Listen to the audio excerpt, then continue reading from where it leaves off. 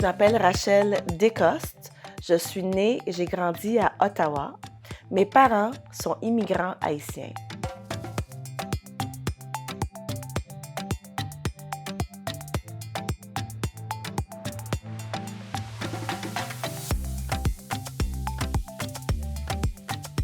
I booked a flight to Africa because I was living and working in Washington, D.C. My visa ran out. My boss said that I should keep working for the same organization, but I couldn't legally work in the United States without a visa. So my boss said, just go back to Ottawa, work from your mom's basement for 6 months while we figure out our next move. I didn't feel comfortable moving back in with mom and dad at age 40. So I subletted my apartment and flew to Africa, to West Africa for 6 months.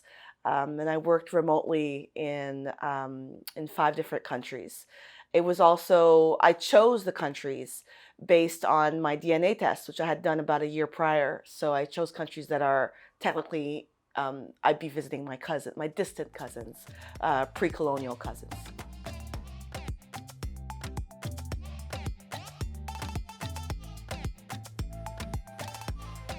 This trip was planned in less than a week. I booked the flight from DC to Dakar. It was a direct flight. I subletted my apartment in Washington and I left without really knowing where I was going.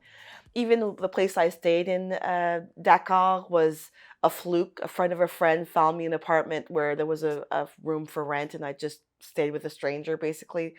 Um, and so it was nervous in terms of not having time to plan. Um, but I didn't feel nervous about those stereotypes about Africa, violence, sexism, political unrest. I picked countries that were stable.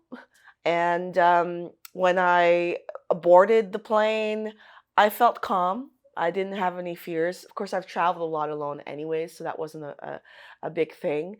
But mostly, I worried about what my first steps on African soil would be like.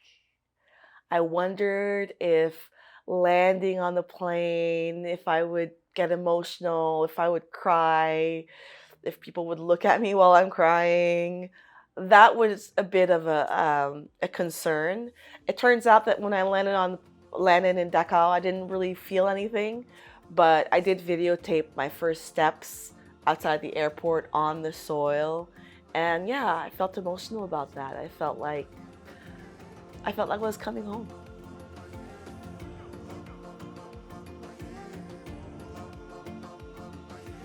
Les similarités entre la culture antillaise et la culture du Sénégal.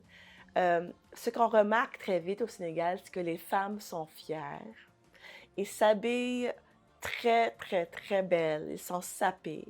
Leur mouchoir sur la tête est le même tissu que leur robe. Leur robe va jusqu'à terre. Ils prennent beaucoup de soin à leur apparence physique. Et je me suis retrouvée comme ça, comme femme d'origine haïtienne. J'ai retrouvé ma mère et ma grand-mère là-dedans. Une autre chose, une autre similarité, c'est que à un moment donné, on était dans un taxi. Le taxi a viré rapidement pour éviter un accident. Et le taxi s'est exprimé oui! Et puis quand le taxi s'est calmé et puis on a continué, j'ai demandé au taxi, qu'est-ce que ça veut dire ça, oui? Et puis il a expliqué, c'est une expression pour dire, exprimer la surprise d'un mouvement soudain. Et j'en ai presque versé des larmes parce que ça veut dire la même chose en créole haïtien. Donc, je me suis dit que je suis vraiment, vraiment au pays des origines. Ensuite, j'ai pris l'avion de Dakar à Abidjan en Côte d'Ivoire. La Côte d'Ivoire est un grand pays où l'économie roule et ça se voit. Une des différences que j'ai remarquées, c'est qu'en Côte d'Ivoire, les Ivoiriens se parlent français entre eux. Tandis que dans les autres pays que j'ai visités, ils parlent plutôt les langues indigènes entre eux, que ce soit le Twi, le Wolof, le Fon. Donc, j'ai trouvé ça un peu intéressant que je pouvais comprendre quand les gens se parlaient entre eux en Côte d'Ivoire. J'ai aussi remarqué qu'en Côte d'Ivoire, j'ai vu plusieurs euh, bisbille où ce que les gens haussent le ton de plus en plus quand ils se parlent, puis finalement, ça se diffuse. Et je me suis retrouvée là-dedans parce que j'ai senti que les Ivoiriens ont le sang chaud et puis que c'est quelque chose que je me retrouve dans la culture haïtienne. Après ça, j'ai pris l'avion pour me rendre au Bénin. Le Bénin se distingue parce que, contrairement aux pays voisins, ils ont vraiment gardé leur culture intacte. Que ce soit la nourriture, la langue, ils parlent la langue fon, pas le français, que ce soit les habits. C'est le seul pays où ce que j'ai vu les gens porter l'épargne 7 jours sur 7, au travail, à la maison, à l'église, à la mosquée. Il y a une fierté de garder leur culture intacte. Tandis qu'en Côte d'Ivoire, j'ai remarqué que les gens portaient de plus les vêtements occidentaux. Donc, j'ai vraiment aimé l'authenticité africaine béninoise. Après ça, je suis allée au Togo. Le Togo est le pays voisin du Bénin et j'aime pas dire ça haut et fort parce que c'est mon opinion. Pour moi, le Bénin et le Togo sont presque le même pays. Culturellement, en termes de nourriture, j'ai trouvé que c'était très, très, très similaire. C'est sûr que historiquement, c'est les mêmes groupes ethniques, mais j'ai trouvé la similarité vraiment presque identique, sauf que au Togo, ils ont un régime politique qui date de plusieurs décennies, qui fait qu'économiquement, ils ne sont pas euh, aussi forts, mais en termes de culture, j'ai trouvé vraiment similaire. Et le dernier pays que j'ai visité, c'est le Ghana. Le Ghana, c'est le seul pays anglophone que j'ai visité, sauf que j'ai appris que le Ghana vraiment était une colonie euh, des Pays-Bas. Puis seulement à la fin sont venus les Britanniques. Donc, c'est vraiment une ancienne colonie néerlandaise. Et j'ai trouvé que je suis allée au Ghana 2 fois et les 2 fois, les, euh, euh, euh, les gardes à l'aéroport se donnent le devoir de te dire Aquaba, bienvenue. Bienvenue, ma sœur. C'est ça que j'ai entendu ces mots-là partout en Afrique de l'Ouest, mais au Ghana, dès ton entrée, on te le dit, c'est un pays qui est très ouvert au tourisme, qui encourage les gens à revenir. Le Ghana, Togo et le Bénin ont tous un peu une cuisine qui se ressemble, qui s'appelle le riz jollof. Et chaque pays réclame d'être le pays originaire de ce mets. Donc, il faut jouer un peu la politique et féliciter les gens de leur meilleur jollof, quel que soit le pays que vous vous trouvez. Euh, et puis, c'est drôle parce qu'au Ghana, j'ai senti que j'avais pas des ancêtres au Ghana. C'est juste un sentiment que j'avais. Il était très accueillant, tout était bien passé, mais j'ai juste senti que c'est pas mes ancêtres là. Et qu'est-ce qui est drôle, c'est qu'à chaque 6 mois, je reçois un nouveau test d'ADN qui est raffiné. Et la portion ghanéenne ne cesse de se rapetisser à chaque test, à chaque résultat. Donc, mon intuition avait raison. Voilà. Overall, every country was wonderful.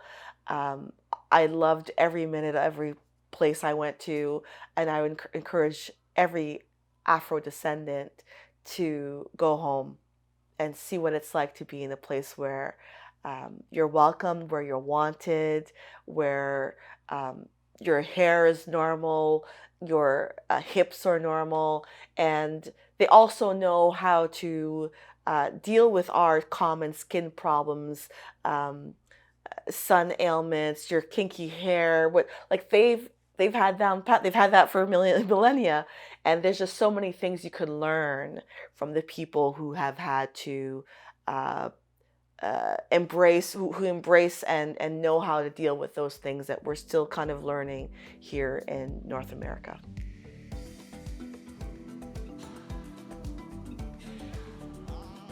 Et puis je suis allée voir qui peut me dire comment me rendre à Ouida. Et j'ai ouvert la grande porte. La première personne que j'ai vue, c'était un monsieur qui était sur sa motocyclette qui la garait. Et je lui dis bonjour, ça va? Parce que toutes les conversations en Afrique de l'Ouest commencent par bonjour, ça va? Et je lui ai posé la question, comment est-ce que je fais pour aller à Ouida aujourd'hui? Il m'a dit qu'il faut que tu ailles à une intersection spécifique à Cotonou où tous les taxis se concentrent et puis tu trouves le taxi qui va à ta destination, tu payes pour ton siège et ensuite vous allez à la destination quand le taxi est plein. Puis il m'a offert un lift pour me rendre à cette intersection-là. Donc, je me suis dit, il va pas me violer, il va pas me tuer à 9 heures du matin, donc je vais m'aventurer. Il m'amène là-bas, et puis finalement, le taxi est pas plein. Puis moi, je suis pressée. Je suis pressée de partir. Donc, je demande, est-ce qu'il y a une autre façon que je peux partir tout de suite? Il me dit, pas vraiment, mais euh, j'ai un ami à Ouida et je pourrais lui rendre visite. Donc, je peux te donner un lift, c'est juste à 1 heure d'ici. J'ai dit, OK, je paye pour le gaz, on y va. Et de fil en aiguille, j'ai demandé à ce monsieur-là, est-ce que vous pouvez être mon escorte pendant 3 jours? Je ne veux pas prendre les taxis, je ne veux pas prendre l'autobus, je veux que tu m'amènes là à toutes les places que je vais visiter, incluant la capitale, Porto Novo, Alada.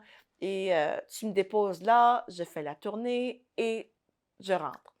Et puis, lui, il me dit non, il n'est pas intéressé. Donc finalement, je l'ai convaincu. Ou bien il a pris pitié sur moi et il a dit oui, je vais t'amener pendant 3 jours finalement. Et ces 3 jours-là se sont prolongés en toute une vie parce qu'on nous sommes maintenant mariés. Il s'appelle Honoré et il va se rejoindre à nous aujourd'hui.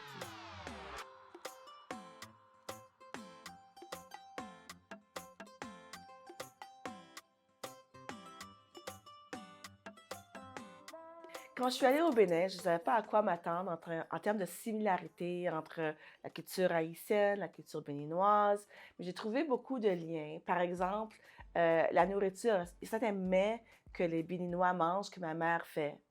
En termes de musique, ils connaissent la musique haïtienne. Et puis, en termes de religion, la religion officielle culte au Bénin, le vaudou, existe aussi dans la culture haïtienne. Donc, il y a plusieurs choses que j'ai remarquées qui ressemblaient à quand j'ai rencontré mon mari au Bénin. Mon premier arrivé ici au Canada, ce qui m'a le plus marqué, c'est la température. Le froid ici est vraiment différent du froid que bon, j'imaginais en fait. Donc, du coup, euh, ma toute première parole a dit pour la salutation, pour saluer un monsieur, c'est que j'ai remarqué qu'il y avait la vapeur qui sortait de ma bouche et j'ai dit, waouh, là, c'est Welcome to Canada, ça. Je serai affecté par le racisme au Canada. Et juste là, ça va. Et oui, le racisme ici, c'est un peu différent par rapport, bon, peut-être qu'en France ou peut-être dans d'autres pays. Ici, ils font ça d'une manière, comment dire, ils font à l'hypocrisie en fait. Ils font le racisme à l'hypocrisie. Il y a d'autres qui vont te montrer directement. Mais bon nombre de personnes ici, ils te sourient, mais ils t'aiment pas. Ils font semblant de- d'être ton ami, mais en réalité, ils sont pas tes amis. Et puis, ils jouent le jeu avec. Donc, moi-même, au début, je ne comprenais pas. Donc, avec le temps, j'ai compris que c'est comme ça fonctionne. Et puis, moi-même, je joue le jeu avec. Oui, donc c'est ça qui m'a beaucoup.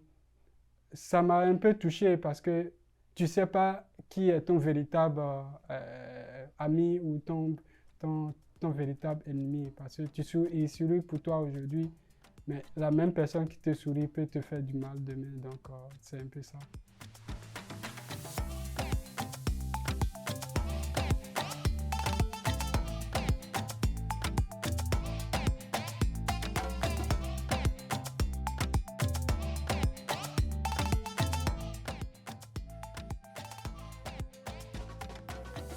When you live in North America, at least my generation, you're used to making adjustments to attempt to atone for racism.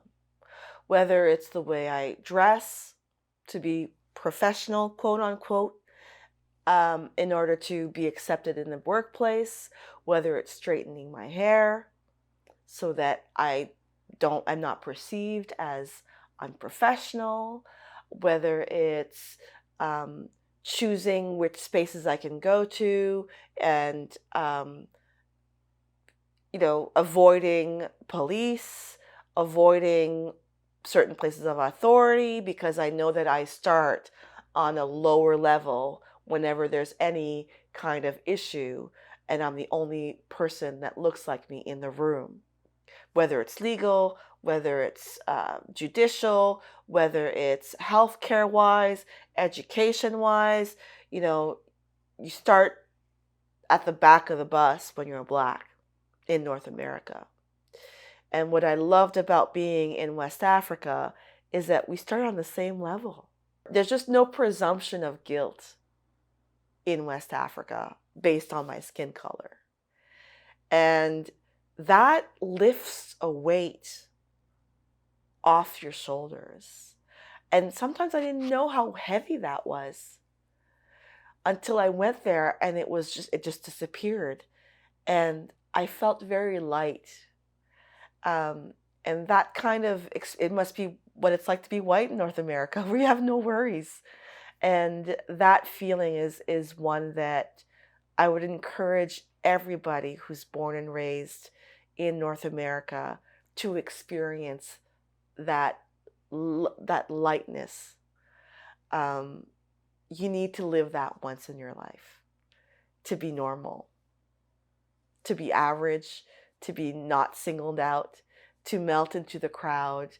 And I loved it. I loved every moment. I go back as often as I can to live in that kind of space where everybody really is equal. It's not a dream. It's not the I have a dream of MLK. It's not the multiculturalism. It's real. You live it every day. And I love it.